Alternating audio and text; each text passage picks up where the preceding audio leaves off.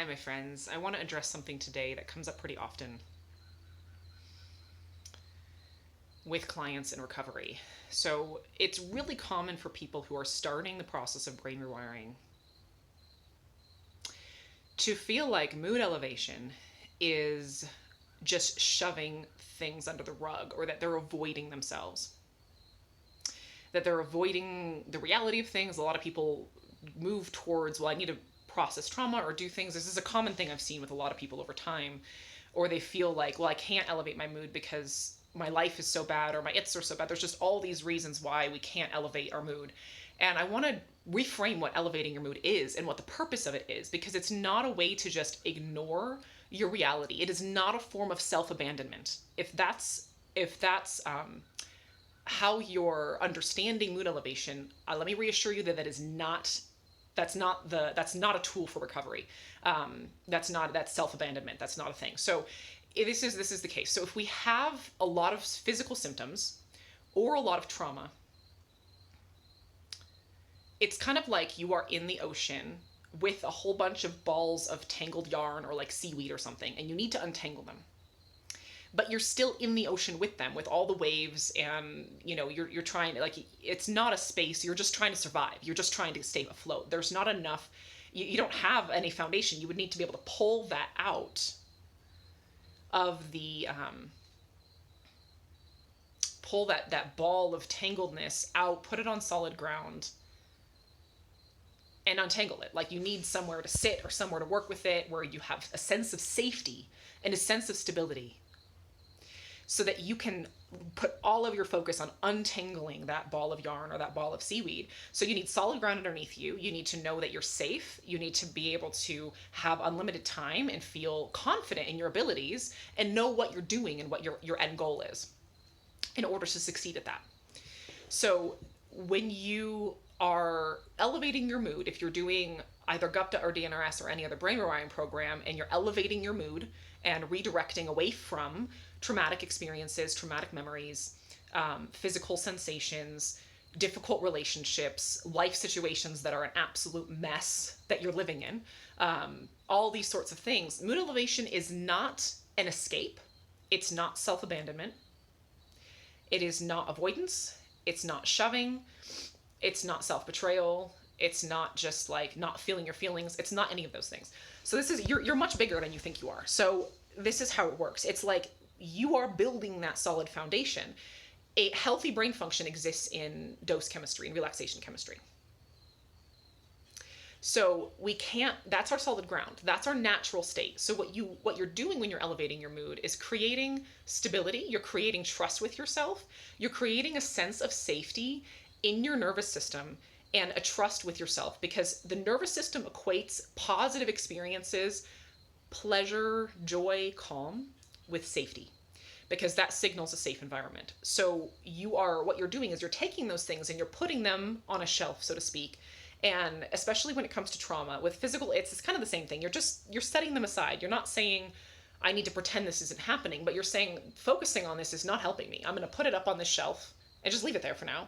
It's a little different with physical symptoms versus trauma. Physical symptoms, you really just want to, you're never going to take them off the shelf. Like, it's not something you're going to dig into a whole lot. Although I know for me in recovery, I was able to realize what the physical symptoms represented. The more I rewired, I was like, oh, these symptoms come from this, and these symptoms are correlated to this, and like, that's, so it kind of all, there's, hindsight really is 2020. So there's that. But with trauma, you really want to you're going to take it back out. So reassure yourself, we're going to work through this, but we can't work through it when we're already in a stress state. Because a stress state means everything's kind of like, whoop, there's no room to process. Like, process implies that there's movement through and that there's softness and flow and rhythm and movement. Processing implies all of those things. We cannot process if we don't have all of that up and running. And that's you putting your nervous system into a parasympathetic relaxation state, is getting that flow of life back through your body again. And also from a brain standpoint, so that's nervous system. From a brain standpoint, you need to, so when we're stuck in a trauma space, we aren't accessing most of our higher brain function. Our prefrontal cortex, our executive function, your neocortex, most of that's pretty disengaged when you're in a trauma place. So in order to be able to have that higher ground from which to understand, it's always necessary to have a higher perspective of what's happening in your life. So like bird's eye view, or that hindsight, that ability to be detached from your own experience so that you can make sense of it. So a lot of times in life, like we'll look back, and when we were going through something, it's like, well, I don't know why I went through that. But then afterwards, it's like, oh, like for me, I had a re-injury 5 months into my recovery, and it was one of the worst, most hellish experiences of my life. But I wouldn't be here talking to you right now if I hadn't had that experience.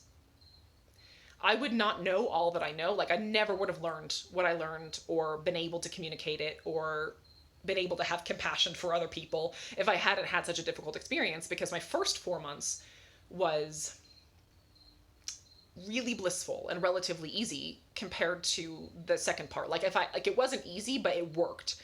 Whereas the second part of my recovery, like nothing worked for a really long time. So I was able to understand when people told me like, oh, this isn't working and I'm really just frustrated and stuck. I was like, well, now I know what that's like. Before I was like, what's wrong with you? Why isn't it working? So between there's a number of dynamics, but that whole experience literally birthed my life purpose. No joke. When I was going through it, it was absurd. It was absolutely absurd. It's the kind of thing where like, I don't even understand how that experience exists. It's ridiculous. So that's what I mean by that higher perspective, or that 2020 vision, is that from a distance, and sometimes it's from time, but here I'm talking not about time, but about where you're looking at it from in your brain. When we're still stuck in a trauma experience and we're allowing it to replay through our mind, or we're focusing on symptoms all the time, we're staying in a trauma space. We're stuck in our limbic system in a trauma loop, and we're not accessing any higher brain function. We're not cultivating higher brain function. So we're staying at the level where the pain is happening, and we can't solve it from that level. Carl Jung talks about this quite a bit in his work. So what you're doing is building a place from which you can resolve these things. And it's a big act of trust. It really is. Like, it's not an easy thing to do, to just drop it all and go over here and be happy for a while, or even calm. Like it takes a lot of courage and trust in the science, in yourself, in the process. And it's a big deal. That's also what recovery requires and requires of you, is to do that, because we can't resolve it any other way. So it's giving yourself that context as you go through recovery, that mood elevation, again, in my standpoint, it's much more about core resonance. What is this? It's finding things that wake up the neurology in your brain that's your most authentic self, because that's what's associated with dose, is your most authentic self. Stress chemistry is associated with our survival system having a reaction to stress, to something in our lives, and we're acting from this place of survival and self-protection. And that's never the most authentic expression of human beings. Like, you have people who do good and create amazing things and are part of the solution, then you can look at the world and see this, and they're acting from their more evolved parts of their brain. And then you have people who are just in mass hysteria and fear, and you can see how that's not the highest version of a person. That's not the highest expression. That's not a person's most authentic self, when they've lost their temper and they're just screaming, or they're in fear or whatever. That's all a self-protective reaction coming from a place of reptilian, very young, very not evolved or not mature, however you want to look at that, part of you. Is just your survival mechanism and your protective mechanism. That's not who you are. It's a part of you, but it's not who you are. So elevating your mood, and if you're practicing visualization, that as well, are ways to practice and cultivate the neurology that's most authentically you, so that you can develop yourself. And there's a higher self. You're developing this adult part of you inside of yourself by developing and tapping into that neurology. And you're bringing a sense of love and peace and regulation to these unregulated, scared parts of you that are just stuck and scared and don't understand and can't understand what's happening or why. And that's what's necessary. So we go and we build this higher ground from which to look upon what's actually happening inside of ourselves. And that's when we can start to untangle it. That's when you have that solid ground, and you're able to sit down and you have the ability to focus. You're not in the water anymore. You can see what you're doing. You know you're safe. You feel safe physically, emotionally, in every way. And then you can work through it all. That's the process of healing from limbic system impairment and trauma and chronic illness. So, I just want it because it's a really common thing, especially early on in recovery. So if you're early on in recovery or you're considering doing a brain rewiring program and you want to scream at someone and swear in their face because they told you to elevate your mood and you're like, how dare you ask me to do that? This is for you, because I understand it is very, very, very difficult to do so. And that is also what the process requires of you. So I hope this explanation can help you to see how it's not avoidance. You're filling out a part of yourself that needs to be present, the part of you that's more authentically who you are. And from that place, you can resolve all that pain and integrate those experiences and re-whole yourself, become whole again, remember yourself. So yeah, that's the process. So that's what it looks like. That's what it calls for. And I hope that this helps some people who feel frustrated and resentful and confused about why you're supposed to elevate your mood when there's so much negativity happening inside of you.